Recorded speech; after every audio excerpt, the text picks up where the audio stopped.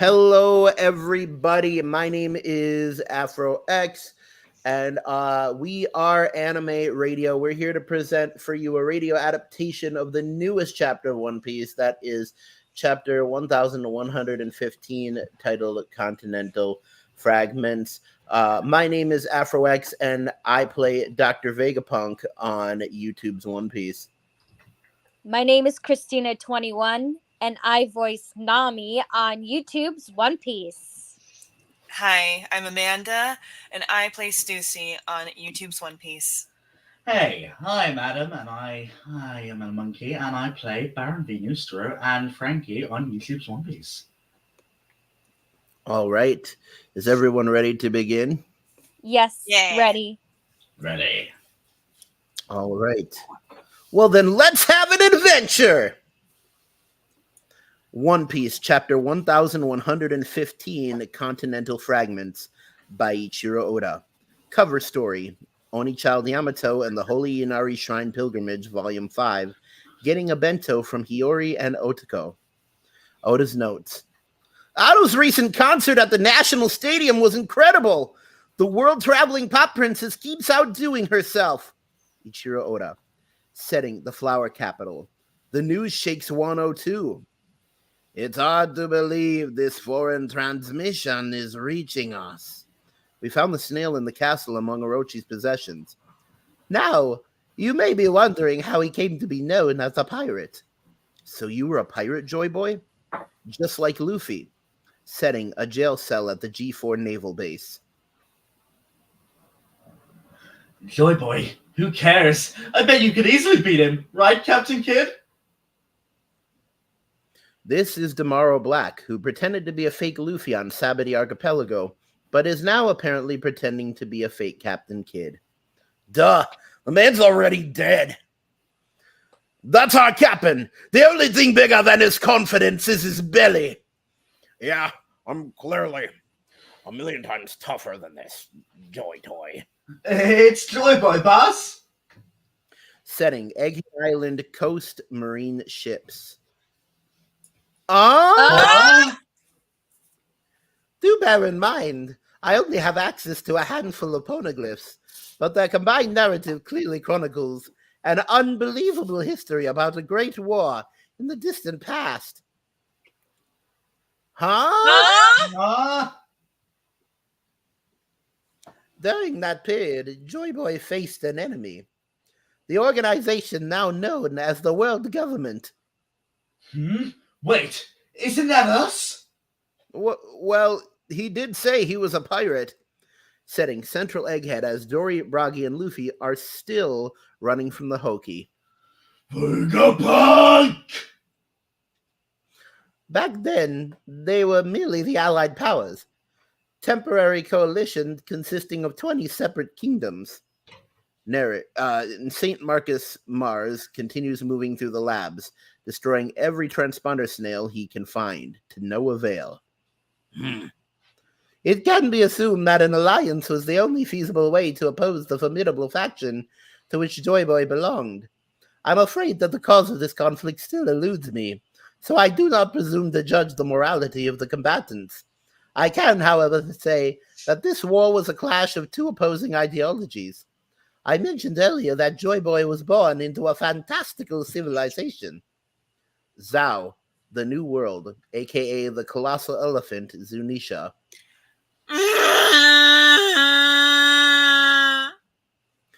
One so advanced that it is hard to believe it existed over 900 years ago. The weapons that existed during the century-long struggle are far beyond our modern science. That's amazing. Setting: a small dinghy in the middle of the ocean captured by Silver Fox Foxy. Hee. What's that peanut-headed fool saying? Oh, boss, you're making me hungry. Such technology is baffling even to a genius such as myself. He's so big-headed. Pew, pew, pew, pew. Setting: Egghead Island, Label Stratum, Building A. And therein lies our problem. A Den Mushi rings. Purdue. Gotcha. Stussy. Huh? It's me. Edison? Hmm? Lower the barrier and hightail it out of there. But I can't. What if something were to happen to the Straw Hat crew? I'm gonna be straight with you. There ain't no point in the barrier no more. Not when there are monsters on the island who can ignore it. We've done all we can for them. I'm sure they'll make it out somehow. Zoro and Jinbei rush towards the ship. How much longer, Jinbei? My apologies. We're almost there. There's nothing to apologize for. We were busy. Is that you, Zoro? You're gonna get it later. Now hurry up. They're moving the ships to blockade the northeast coast. I'll never forgive you if we get blasted out of the water after all this. Back in Building A. That's good to hear.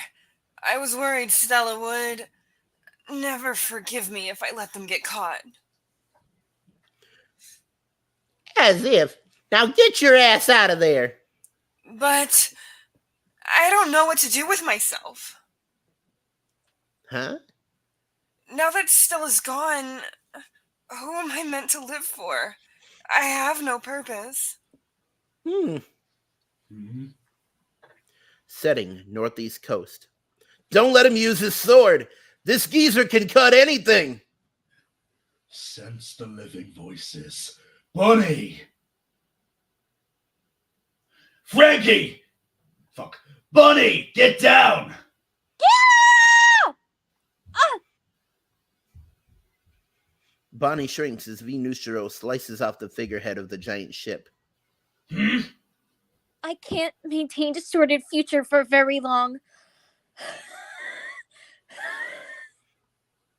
The Void Century ended with Joy Boy's defeat. How much do you intend to say, Vegapunk? He's leaving? There are too many life forms up there. Yeah! But the aftermath had grander consequences. The wake of that ancient conflict scarred the world. Baron Ethan Venushiro slices the cloud holding the label stratum clean in half.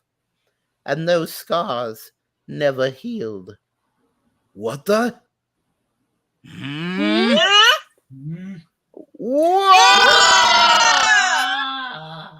We all know travel between islands can be excruciatingly difficult. The seas one must traverse are so vast and perilous, most people are content to live and die at their place of birth, never experiencing any culture other than their own. Setting, random town. Isn't that a bit obvious? Yeah. Everyone knows the seas are dangerous.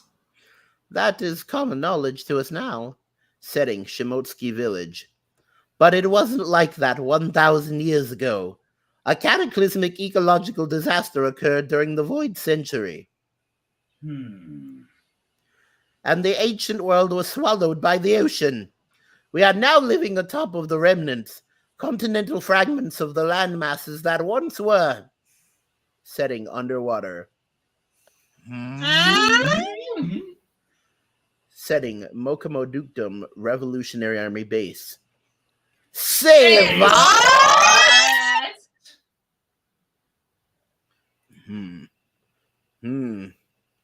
The world of a millennia ago sleeps, unseen, at the bottom of the ocean. Setting, Kokiyashi Village. I know it is hard to believe on my word alone, but there really were multiple vast continents back then. This is insane! Hey, Nojiko, where do you think you're going? The whole world is at stake. Fill me in later. I've got to check on the tangerine orchard. Nojiko! This change in the world helps explain how a century of history could be censored. A feat that seems nigh impossible. But it makes sense when you consider the undeniable conclusion all the data points to. Within a mere century, the average sea level rose by a staggering 200 meters. What? What? What? You're kidding. You're kidding. 200. Warship's only A 60 warship's meters only 60 tall. meters tall. tall. No No wonder wonder wonder the the old old world world has disappeared. Hey, stop listening to this crap. We have work to do. The Seraphim and all those imprisoned Cypher Paul agents were spotted falling out of the lab building. We've got to rescue them. Setting, Mocktown. Did you hear that? His tails keep getting taller. The old fart's lost his marbles. What a joke! Setting, Sakura Kingdom, Chopper's hometown. Is that really possible? Even now, the world still finds a way to keep things interesting. Setting, Whiskey Peak. That mountain is around 200 meters. You're saying something that tall would be submerged? That's awful. How many people died? Setting, Sabity Archipelago. That begs the question, how and why did such a flood occur? Naturally, your first inclination might be to assume it was some sort of natural disaster. However, I can say for certain that it was no such thing. It was a man-made calamity. Setting, World Economic Journal airship. You can't be serious.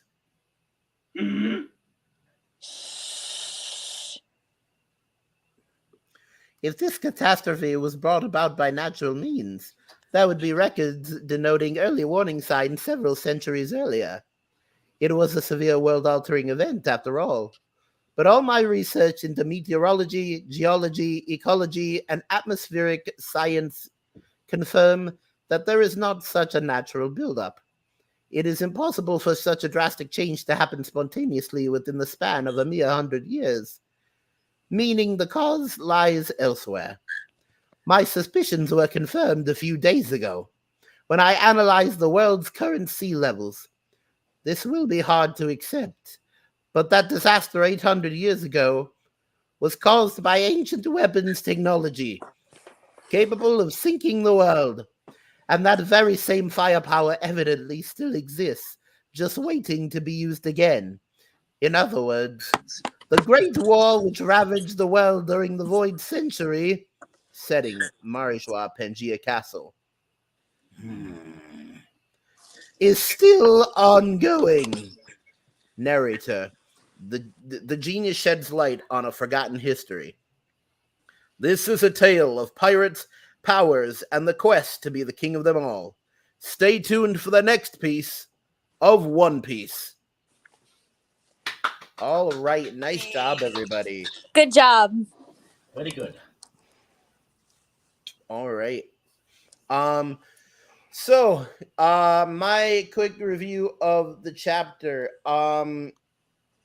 Man, Oda just keeps pulling out deep cuts. Like, we got Silver Fox Foxy back. We got Miss Golden Week back. Like, we're like Oda really reaching into the way back machine and pulling out characters. Even if they only appear to say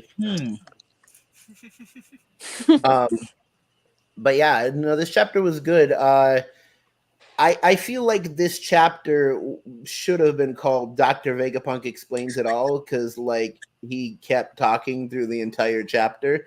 I feel like this whole portion of chapters is just going to be called Vegapunk's message arc. But yeah, it was good, and we didn't really get good information. Like the readers knew this the whole time. Like the readers have known that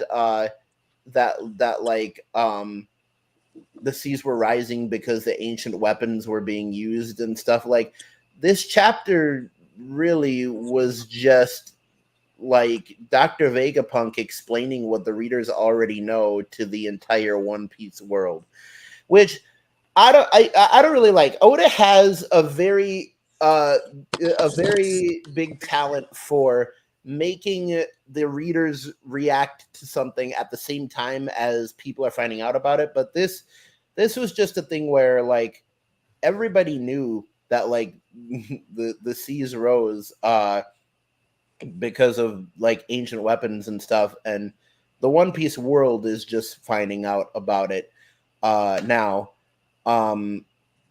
But yeah, I mean, it was a good chapter just in the small. It was a good chapter in the small moments, in the moments where we got to see Shimotsuki Village, Kokoyashi Village. I loved Nojiko's line about Amanda. What was Nojiko's line? Where she's just like, like the world's at stake, and she's just like, yeah, fill me in later. I'm kind of busy right now. Yeah, she's going to check on the Tangerine Grove, which is so awesome because like Nojiko's just like, it doesn't matter if the world ends. All that matters is that I'm taking care of Belmare's tangerines for Nami and stuff, and that's so nice. And I also like how Stussy is really talking and stuff. For all of you that didn't know, which I'm supposing Amanda doesn't even know about the Stussy character, but the Stussy that we're seeing now is a clone of a character named Miss Buckingham Stussy, who is now called Miss Buckin, and Miss Buckin did not turn out as well. She's an old lady on Whitebeard's hometown island who pretty much is trying to get famous by making up the story that like she had a son with Whitebeard. Wow. Yeah, and so this is the clone of her.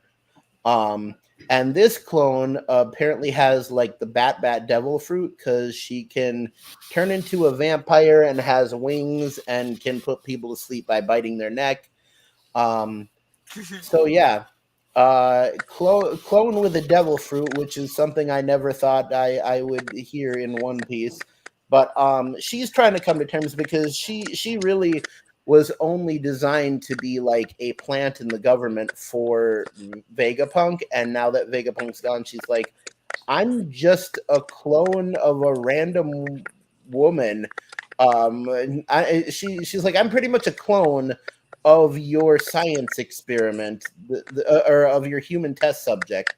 Like, what am I supposed to do with my life? I have no purpose left. And it's really cool that they're giving her this moment of figuring that out. So I did like that. And just how One Piece always manages to balance the serious with the comical, because then at the same time we get Nami just yelling her head off at Zoro and Jinbei to hurry up. But then we also get cool moments like Nustro just like slicing the whole Labostratum in half. So yeah, it is what I call every One Piece chapter. It was a mixed bag. Yeah. So Amanda, out of the characters you got to play today, who is your favorite? To be like, I love Stussy, but to be honest, I really like Nojiko. Just fill me in later. I gotta check on the tangerine orchard.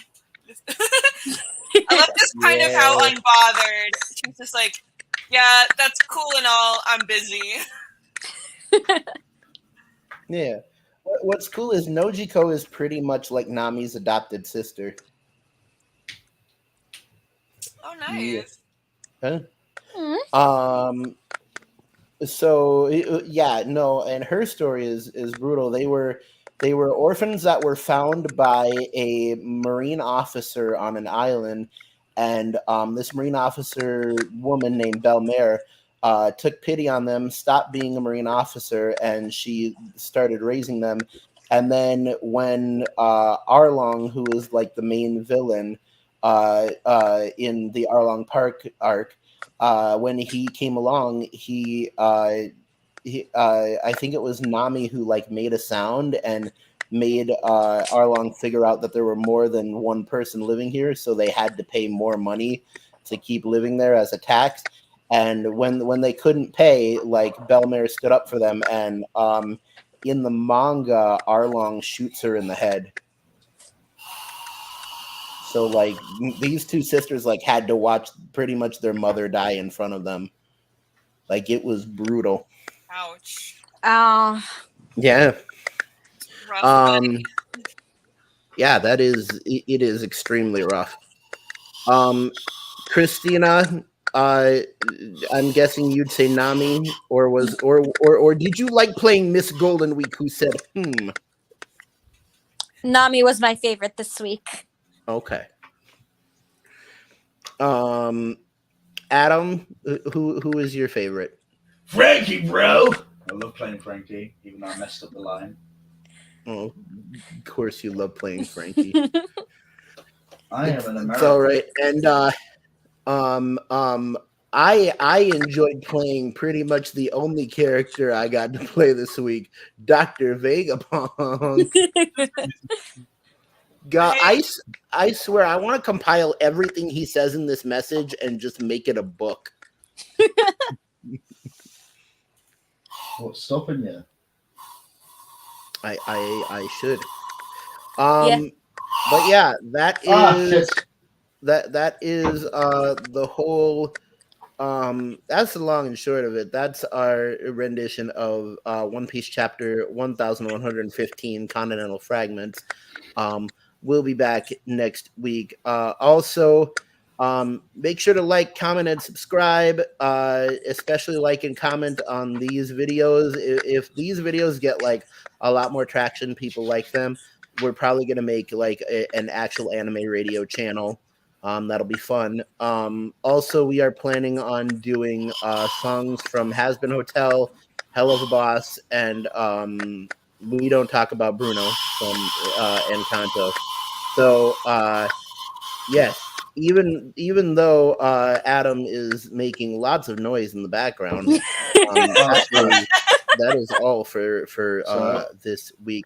My name is Afro X, and I play Dr. Vegapunk on YouTube's One Piece. I'm Christina21, and I play Nami on YouTube's One Piece. Hi, I'm Amanda, and I play Stussy on YouTube's One Piece. Hi, I'm Monkey, and I play Frankie on YouTube's One Piece. And Baron Venustro. Oh, and Baron Venustro, that one as well. Okay. See you later, YouTube, and we'll be back next week. Bye, guys. Bye. Bye. Yeah.